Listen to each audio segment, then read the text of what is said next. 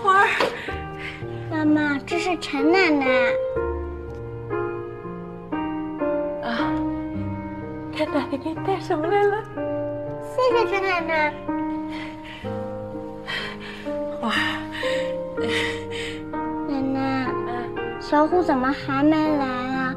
我给他留了糖了。花儿，乖，小虎去幼儿园了。陈奶奶，等小虎上完了，你能不能把小虎接来啊？花儿，花儿。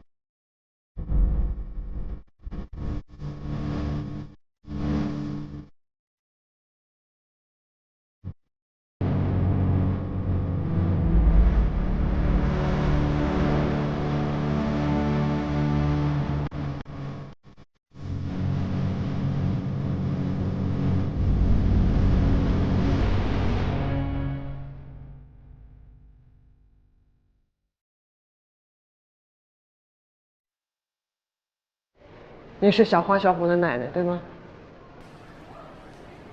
两个孩子知道吗？为什么不跟两个孩子说呢？天天见着自己的孙子孙女却不敢认，这不荒唐吗？涂怀伟说，只要不说我是他妈，就可以跟他们一起吃住，还给工资，孩子买吃的。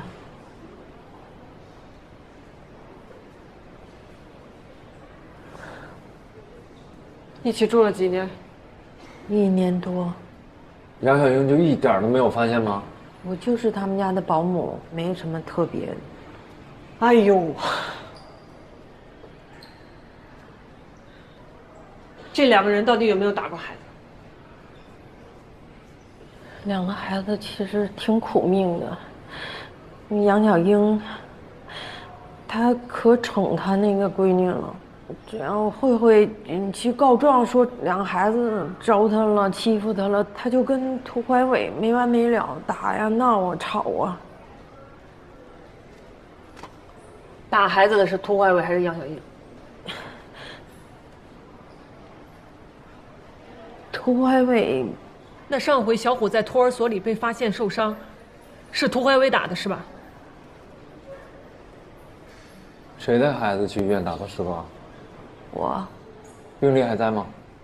放在沙发那后背上。阿姨，你能出庭作证指认这件事吗？不是，那个涂怀伟其实他也挺为难的。他，阿姨呀，小虎没有了，小华现在一个人躺在医院里，你这个事情如果当看不见的话，他这一生还有很长，你让他怎么面对接下来？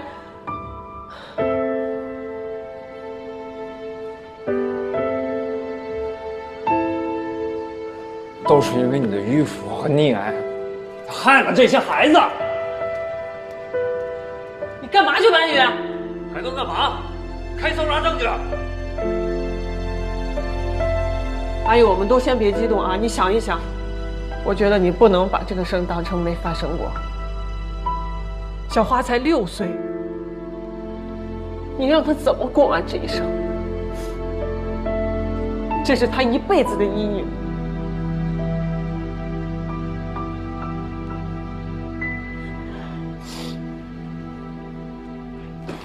你们干嘛呀？站一边去！云海市人民检察院搜查证。那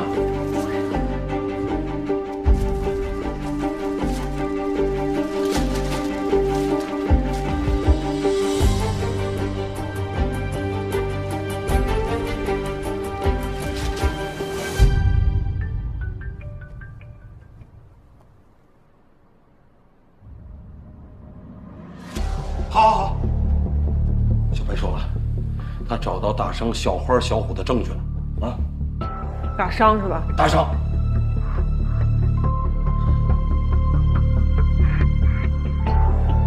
故意杀人补不了啊，虐待可以，办他。办。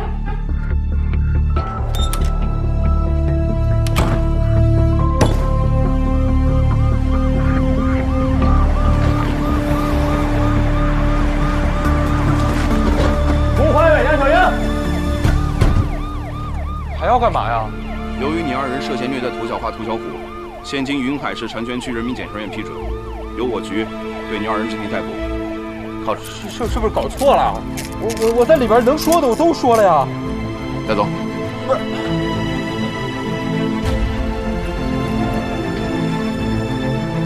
好嘞，豆豆辛苦了啊！行，补了。总算把这2个畜生给补了，活该，早就该补，这都不晚了。这都诉涂怀伟和杨小英虐待儿童只是第一步，好吧？想诉他们故意杀人还有很长的路要走。努力。小白，哎，小迪，哎，卢主任，我这儿有个东西，你们看看，也许能用得上啊。啊，我不用，补了涂怀伟了，我这个狂躁症已经好了。对，你是不狂躁了，你的理解能力是有问题了。我怎么了？人家卢主任的意思是让我们去请教人家，帮帮小花，对吧？对，我听说小花醒了是吧？对，小花是我们这个案子最重要的证人，跟她交流一定要讲究科学啊。是，就像我们做鉴定一样，要有条不紊，不能着急。所以我拿这个过来啊，看看你们是不是借鉴一下，咨询他们一下。行，我们去咨询咨询，跟人学习学习。另外，小花这边呢，我想的还是先不着急，等她康复康复，康复完了再说。哎，卢主任，这灵吗？你好，你好，你好。2位是卢主任推荐来的。对对，我们是检察院啊的。坐。那我先来个自我介绍。好。我叫苏建月，啊，比较擅长处理儿童抑郁还有创伤应激治疗。我们其实是想要帮一个孩子。是你的孩子吗？对，是我孩子。也是我的。把嘴合上，你别说话。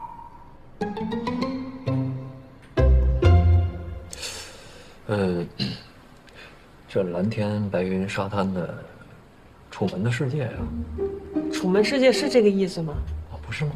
这叫沙盘疗法。那这个游戏是怎么进行啊？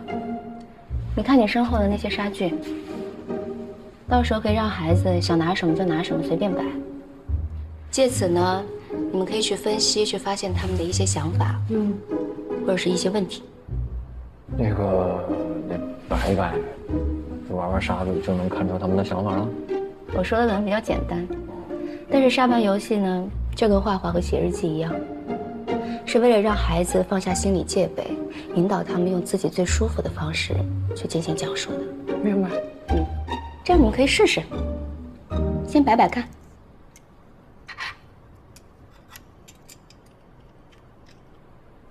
行，我就先拿这些。然后呢？随便摆。这沙也可以动啊。可以。哎，这下面是蓝色的。对，底下就是可以把它当做海洋啊，或者河，是这意思吧？都可以。那这个就在这儿。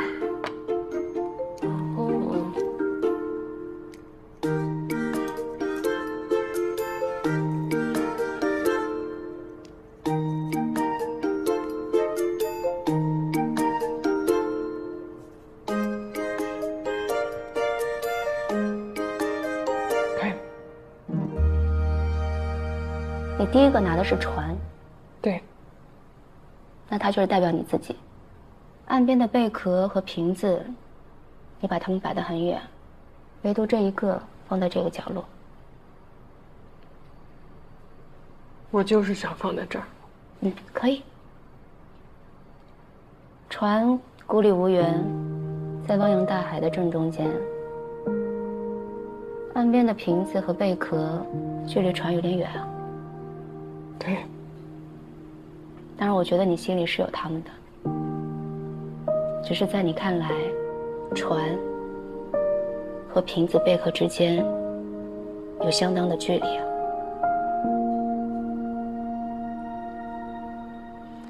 换句话说，这是一艘孤舟。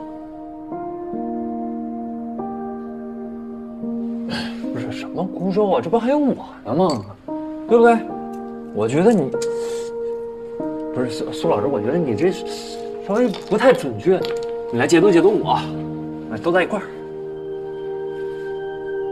想要了解一个孩子，最好不要有预判的心理，因为那样的话，只会错过孩子内心深处潜意识和下意识的东西。但偏偏在那些里面，就藏有他们最真实的想法。明白，别预判他们，站在他们的立场上想问题。对。想要了解一个孩子的内心世界，我建议你们的第一课就是要学会蹲下来说话，平视他们，这是沟通的第一步。明白。我冒昧的提醒一下，以你现在的状况，不太适合和孩子继续沟通。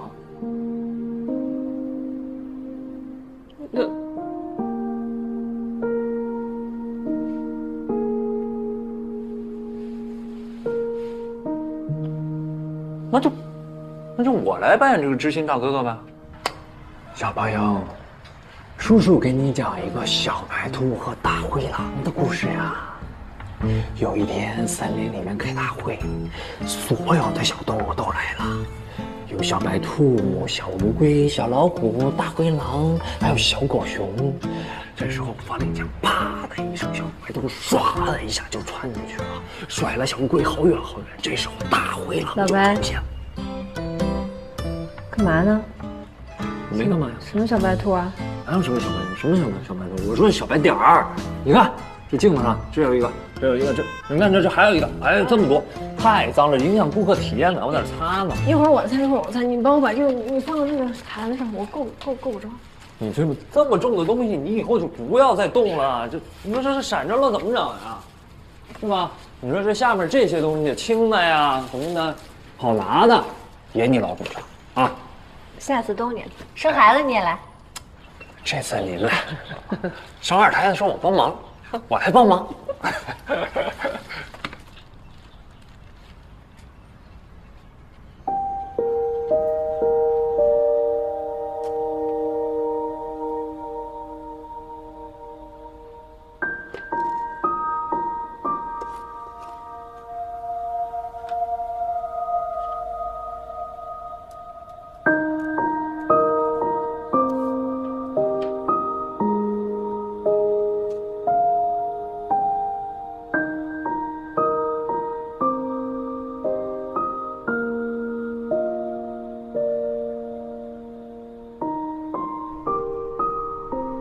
现在我们来和新的朋友一起玩一个讲故事的游戏，好不好呀？好。哦，真棒！那我们开始吧。开始吧。在童话王国里，有一片漂亮的大森林，森林里面住着很多可爱的小动物，小动物们喜欢结伴而行。小花，你觉得自己是哪个动物啊？我是这只小白兔。小花是小白兔是吗？嗯。那小白兔有伙伴吗？有。小老虎和小白兔是好朋友，对吗？对。那天一起出去玩的，除了老虎和小白兔之外，还有谁呀？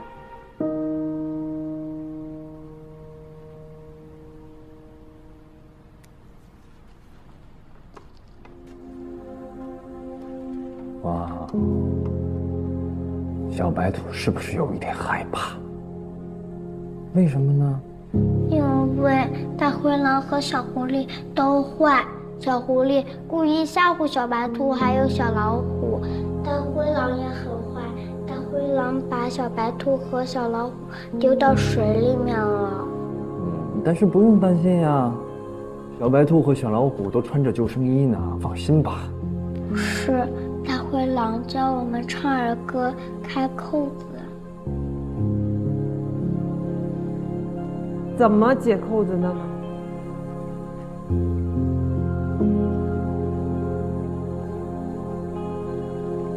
小兔子乖乖，把门开开。小兔子乖乖，看爸爸，把门开开。哎，快点儿开开，快点儿开开。我要进来。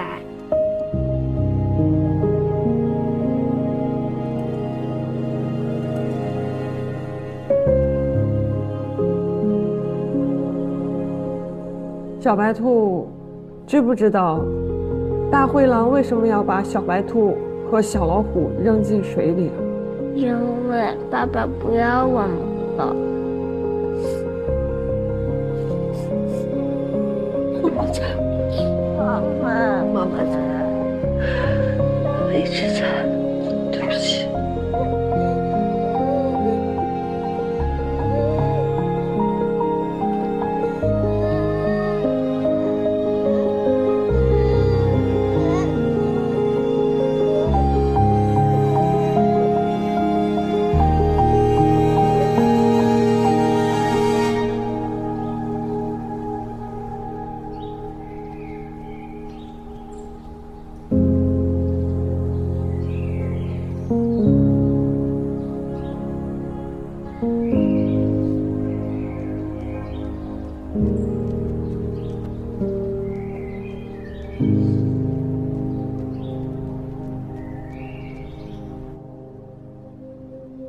小花，你看看这里边有没有把你推下水的大灰狼啊？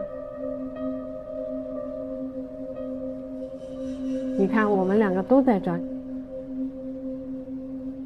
回头看看他，是不是？我们都在这儿，所以小花不怕。小花，你告诉我，这里边有没有大灰狼？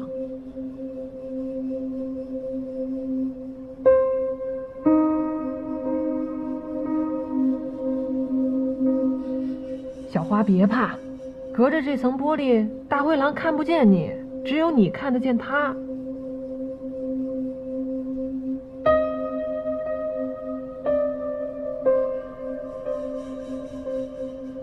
爸爸是大灰狼。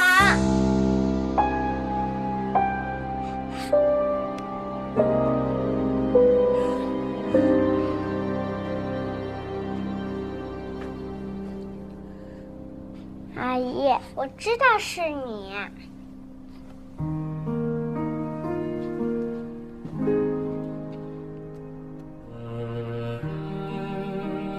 小花，不怕啊，阿姨会一直保护你。我不怕，阿姨。小虎说我们俩都很勇敢的。对，你跟小虎是最勇敢的大英雄，对吗？不对，小虎不是英雄，小虎是海盗。小虎为什么是海盗？因为他的眼睛被爸爸打坏了。他说他变成海盗以后，他会保护我的。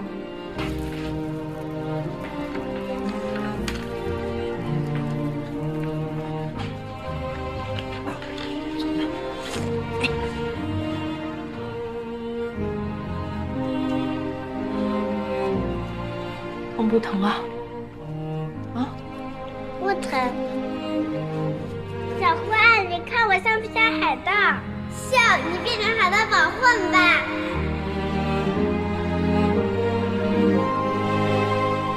好，小花，以后我们保护你。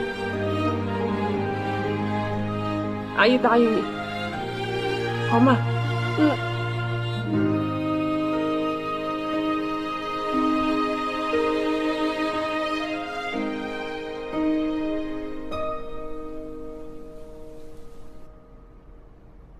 被告人涂怀伟、杨小英涉嫌故意杀人罪、虐待罪一案，现在开庭。待被告人涂怀伟、杨小英到庭。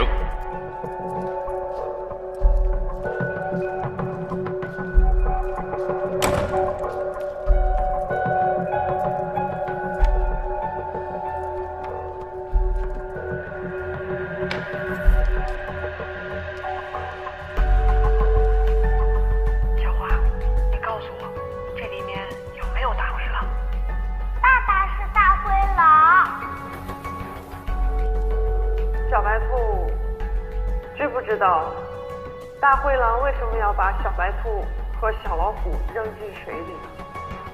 因为爸爸不要我们了。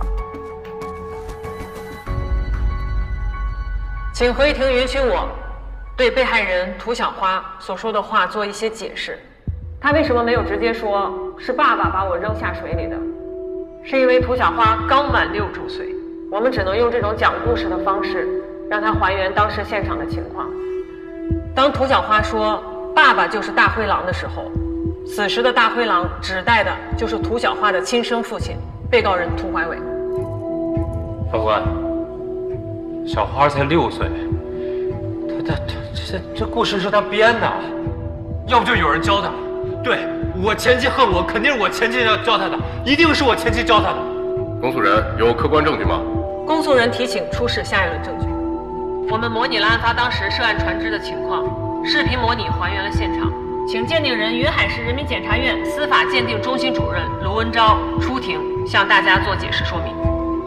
涉案船只的船长是4.2米，宽1.2米，高1.5米。当时在船上的4个人，体重总和是142.5公斤。他们坐在船上的时候，船的吃水深度是在32公分。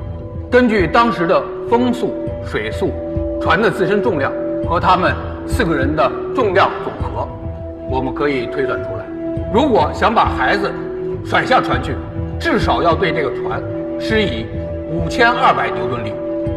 我补充一下这个概念啊，一个成年男子足球运动员飞起一脚的踢力大约是在4900牛顿。被告人在接受询问时说是坐在前排的10岁女孩杨慧慧坐着在晃船，致使2个孩子落入水中。你们觉得这可能吗？请合议庭观看船摇晃到极限的模拟视频。审判长，船的内侧宽度是90公分，而被告人的胯宽是45公分。坐在后排座椅的2个孩子的胯宽分别是20公分和23公分。即便前面的小女孩是一个大力士，她把船摇晃到极致，那么后排的2个孩子也会因为自然的挤压而卡在船上。所以涂小虎脱离船体只有一个原因，那就是一个较大的外力造成的。卢主任，请您用通俗的语言解释一下。孩子是被扔到水里的。不可能，孩子真的是自己掉下船去的。你们弄我这过度化陷害我，真的是自己掉下去的。审判长，我申请出示下一组证据。我们在被害人涂小虎右手的指甲缝里还检测到了人体皮肤组织的纤维，经过鉴定是属于被告人涂怀伟。也就是说，涂小虎在被扔下水的过程当中抓伤了涂怀伟。他当然是抓我了，因为我要救他嘛。那船老大他们都看见了，他们可以作证啊。你是怎么救他的？我就抓他来着。展示给我看。我就这样嘛。好，你别动。你是这样抓住涂小虎的手的是吗？哦，如果你这样抓住他的手，你自己手受伤的位置不可能是照片里这样。照片里显示涂怀伟受伤的位置是右手手指上部这个位置。这个位置受伤只有一种可能，就是当时涂小虎的手死死地抓住了船的栏杆，而你用你自己的右手一根一根地把他的手指掰开而留下的受伤痕迹，是这样吗？涂怀伟，我当时太着急了，我确实是记不清了，但当时情况太紧急了，我真的不记得了。这是被害人涂小虎的尸检报告，在上面我们可以看到，被害人涂小虎右手的3根手指均有不同程度的软组织挫伤。经过鉴定，他们属于外在的暴力扭曲所致。所以，涂小虎在当时极端害怕的情况下，手抓住了栏杆，被涂怀伟一根一根的掰开手指，扔进了水里。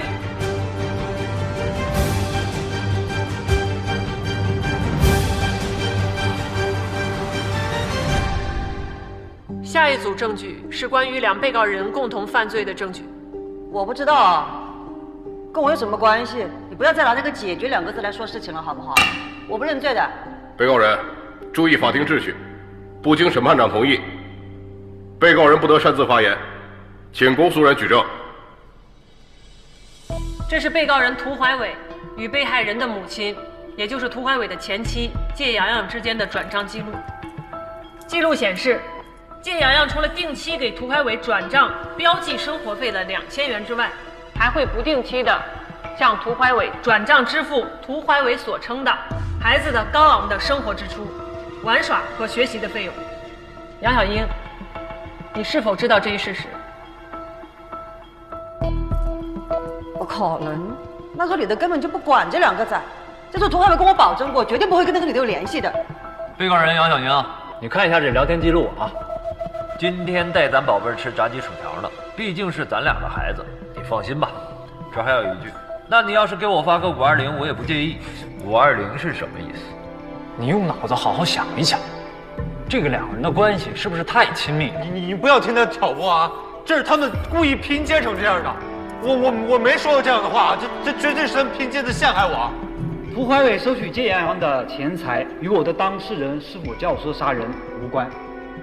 我申请出示下一份证据。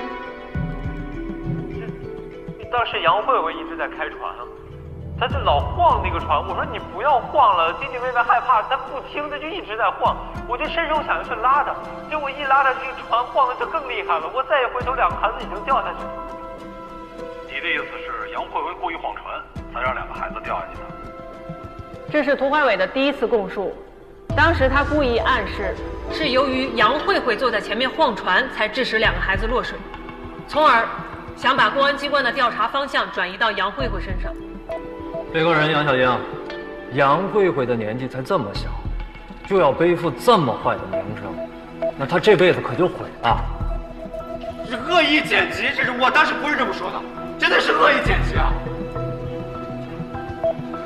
审判长，我申请证人陈碧贤出庭作证。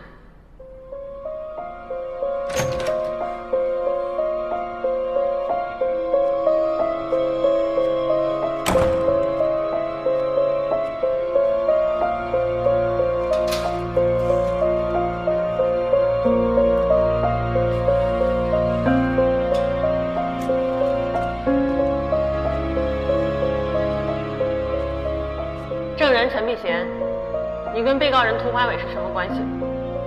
我是涂怀伟的妈。啊？你不是跟我讲你父母双亡吗？啊？被告人注意法庭秩序。陈碧贤，请你说明你所知道的和本案相关的情况。杨小英和她闺女脾气特别大，小花小虎在家里的常常就挨打，那打就是往死里打。给我吧，给我，撒手，给我，不给，不给，不给，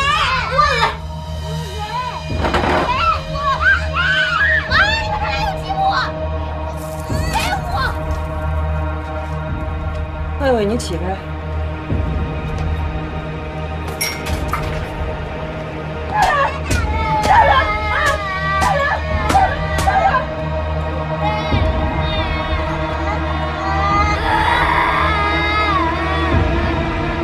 你怎么说的啊？你犯什么手线啊？你找我姐干什么？手线什么？啊？你听听话，你再跑！干什么？你还敢说来了啊？小虎还被打骨折过。骨折那次是谁打的？说实话吗？对。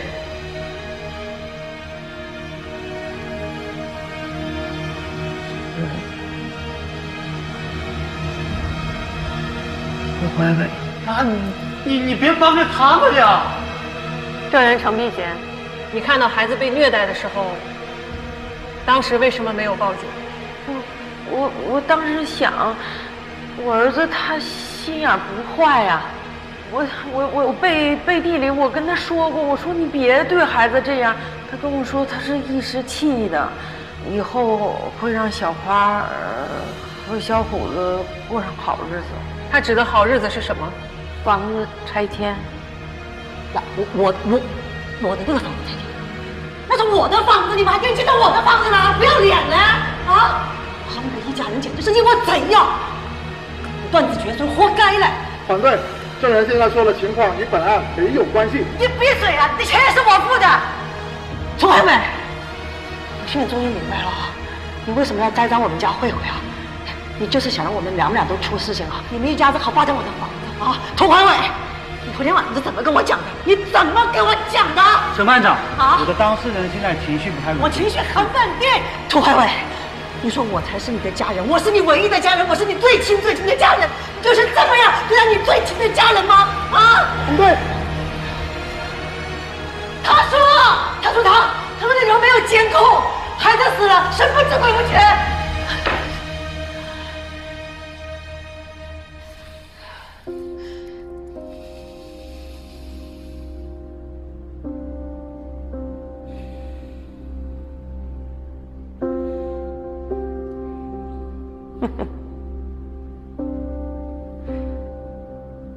大不了一起死。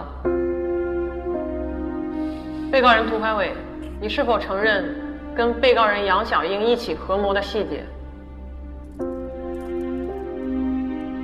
我不认，我是被冤枉。儿子，咱不能再活得跟寄生虫似的，咱得活得像个人呐！啊，都怪我这个当娘的没教好你，千错万错都是我的错呀！法官，能不能我顶他的罪？我替他担着，行吗？法官，啊！你别假惺惺的，行吗？你演什么呢？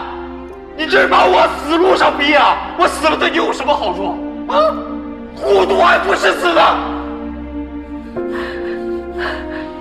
在你嘴里能说出糊涂不是死？啊？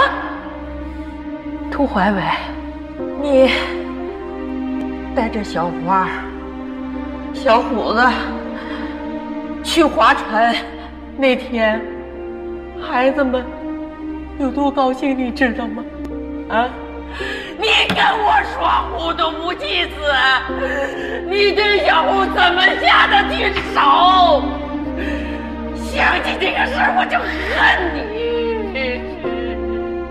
你怎么那么缺德啊！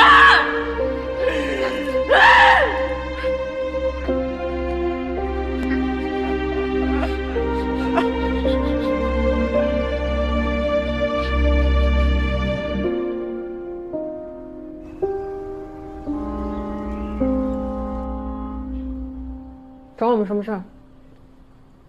我是追杨小英，你是故意杀人罪的教唆犯，你的行为跟涂怀伟一样恶劣，你清楚吗？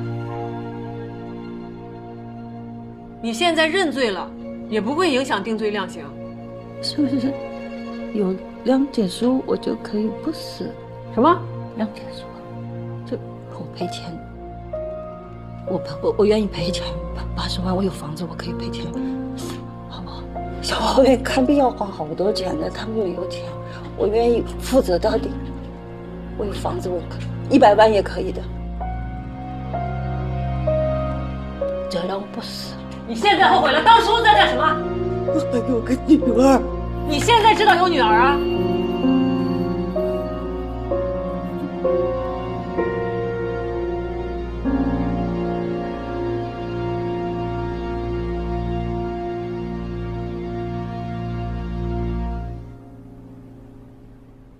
作为一名公诉人，我知道应该平和、理性，但是此时此刻，我非常愤怒。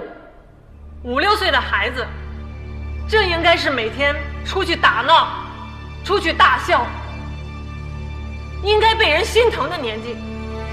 可是，在这个年纪，弟弟小虎永远地离开了这个世界。他的姐姐将带着满身的伤痛，带着自己的亲生父亲想要杀死自己的阴影，度过漫长的一生。我不知道这个孩子将来会如何面对自己接下来的生活。苦毒尚不识字，竟然有人用这种残忍的方式杀害自己的亲生骨肉，简直是泯灭人性，丧尽天良，人神共愤。涂怀伟、杨晓英是涂怀伟的一对亲生子女，为婚姻障碍，共同预谋采用制造意外溺水的杀人方式，造成龙凤胎子女一死一重伤的严重后果，严重挑战法律底线，罔顾人伦道德，践踏社会良知，犯罪动机极其卑劣，情节特别恶劣，手段特别残忍，后果和罪行极其严重，社会影响极其恶劣，应依法从严惩处。被告人涂怀伟、杨晓英的行为触犯了《中华人民共和国刑法》第232条、第260条，构成故意杀人罪、虐待罪。根据《中华人民共和国刑法》第29条，数罪并罚，建议判处被告人涂怀伟、杨晓英死刑。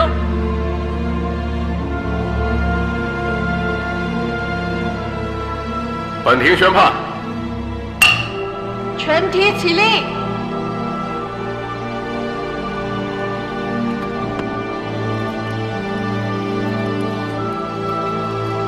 依照《中华人民共和国刑法》第232条、第260条、第29条的规定，判决如下：一、被告人涂怀伟犯故意杀人罪，判处死刑；被告人涂怀伟犯虐待罪，判处2年有期徒刑，数罪并罚，判处涂怀伟死刑。二、被告人杨晓英犯故意杀人罪，判处死刑；被告人杨晓英犯虐待罪，判处2年有期徒刑，数罪并罚，判处杨晓英死刑。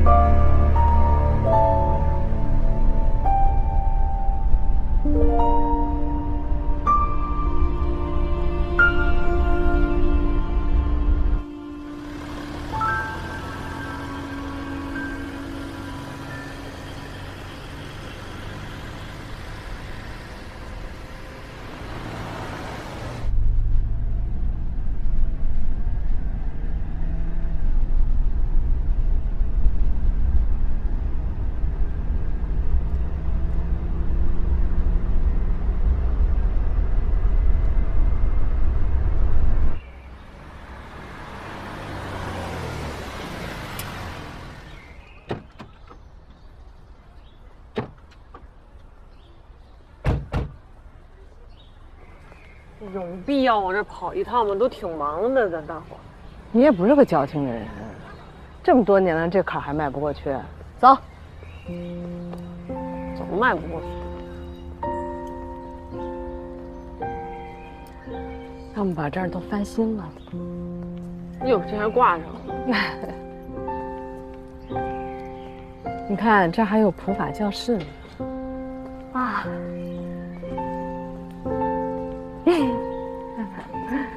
现在都有桌椅了。我们2个人第一次见面的时候，好像你也就比这讲台高不了多少吧？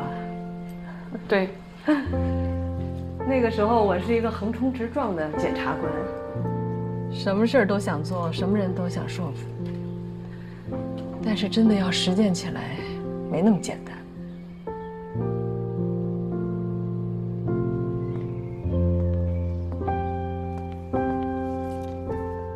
我是不是又哪儿做错了？如果做错了，可以批评啊，可以批评。看你紧张的，没有，不是，我是想说谢谢你，因为那个时候你的出现才让我觉得我的坚持是有意义的。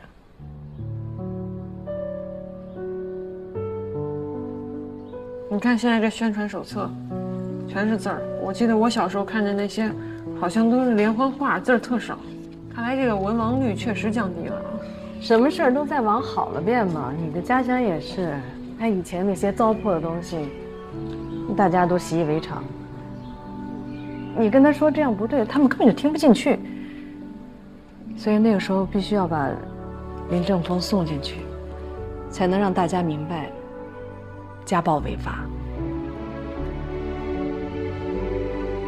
我小时候能碰见您，还是挺幸运的。你不怪我推荐你去卫检了。我在哪儿都能干得挺好的。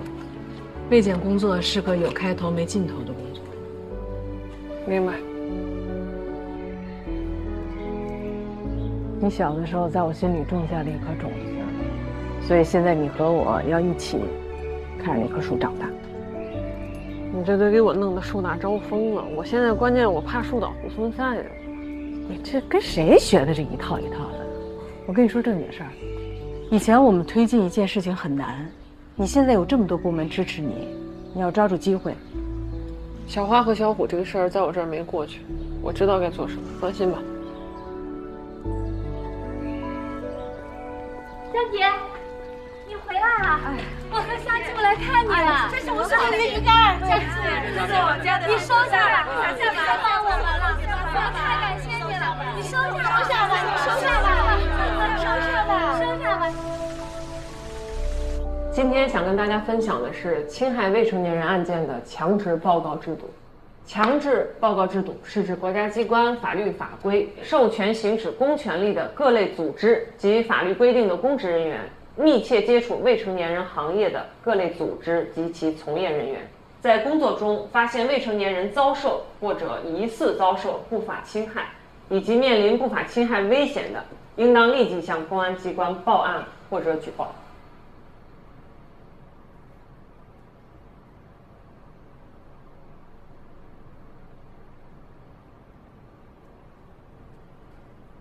要不，我跟你们说说最近我经历了一个案子吧。有2个孩子，龙凤胎，6岁了，一个叫小花，一个叫小虎。这俩孩子的爸爸呢，带着他们重新组建了家庭。就在这重新组建家庭的这1年里，这2个孩子一天好日子都没过过，寄人篱下，挨打挨骂，一身的伤。他们俩在这1年里最高兴的一天，就是有一天他爸说要带他们去划船，给这2个孩子高兴坏了。但是他们怎么也没想到，就是这天，他爸想把他们俩给杀了。你们可能会问，那发生这样的事儿，孩子遭了这么多罪，不会有人看见吗？不会有人阻止吗？有人看见，邻居看见过，老师也知道，医生知道，连路上的行人都知道。但是在这么多人里，没有一个人站出来帮他们一下，一个都没有。我觉得他们是不是可能是怕遭到这个孩子家长的报复，或者是他们觉得好人不得好报。你说这里边的人有没有可能有人是好人？我觉得有可能，但是我们确实没有鼓励过他们，让他们站出来。我们确实也没有跟他们说过，你们可以站出来，你得站出来，你得管，就算错了也没关系。这2个孩子经历的，我其实也经历过。我非常知道打在身上的那种淤青是哪种青，打在身上的那种疼是哪种疼。在我很小的时候，我非常希望有一个人能够站出来，替我说句话，帮我一把。所以在这个案子里，我接收到这个小花之后，我答应过他，我会保护他。我想说到做到。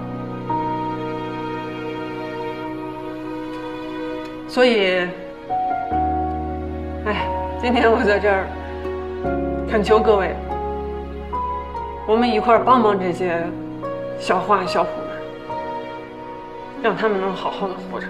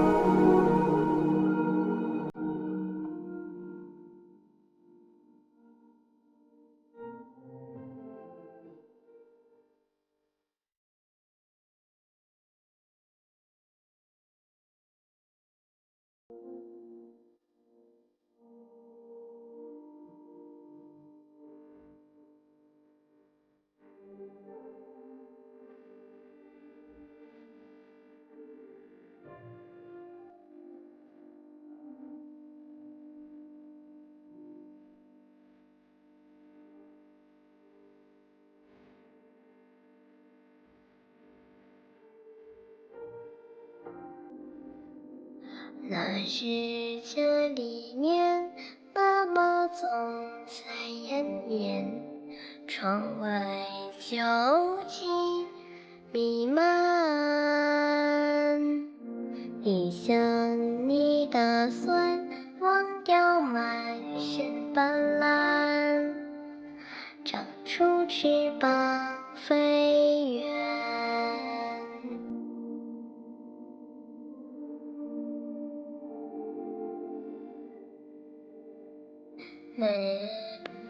每一晚海中了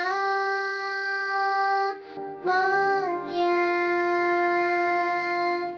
你会反复地看到我安站冬天，飞鸟正越过远，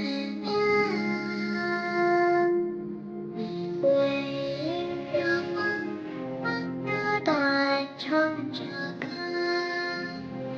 把风景都看遍。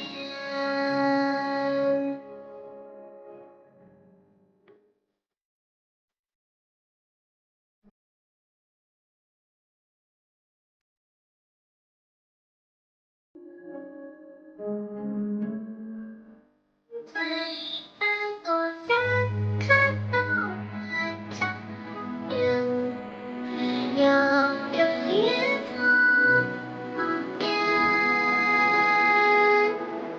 会热暖暖热带唱着歌，把风都看遍。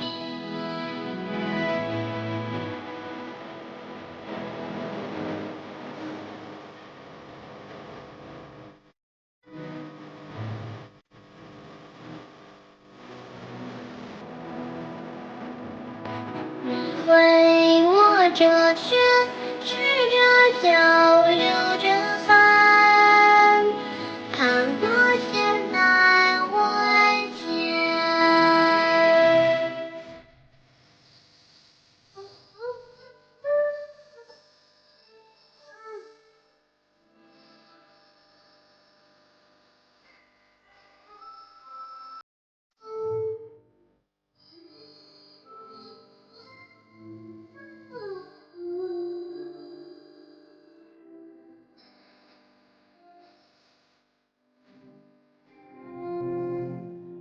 窗外有小孩，